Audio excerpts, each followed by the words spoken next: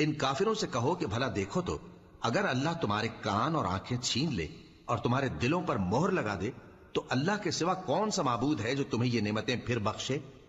دیکھو ہم کس کس طرح اپنی آیتیں بیان کرتے ہیں، پھر بھی یہ لوگ روگردانی کیے جاتے ہیں۔ کہو کہ بھلا بتاؤ تو اگر تم پر اللہ کا عذاب بے خبری میں یا خبر آنے کے بعد آئے تو کیا ظالم لوگوں کے سوا کوئی اور بھی ہلاک ہوگا؟ اور ہم جو پیغمبروں کو بھیجتے رہے ہیں تو خوشخبری سنانے اور ڈرانے کو، پھر جو شخص ایمان لائے اور نیکوکار ہو جائے تو ایسے لوگوں کو نہ کچھ خوف ہوگا اور نہ وہ غمگین ہوں گے، اور جنہوں نے ہماری آیتوں کو جھٹلایا ان کی نافرمانیوں کے سبب انہیں عذاب پہنچے گا۔ کہہ دو کہ میں تم سے یہ نہیں کہتا کہ میرے پاس اللہ تعالیٰ کے خزانے ہیں، اور نہ یہ کہ میں غیب جانتا ہوں، اور نہ تم سے یہ کہتا ہوں کہ میں فرشتہ ہوں۔ میں تو صرف اس حکم پر چلتا ہوں جو مجھے اللہ کی طرف سے آتا ہے۔ کہہ دو کہ بھلا اندھا اور آنکھ والا برابر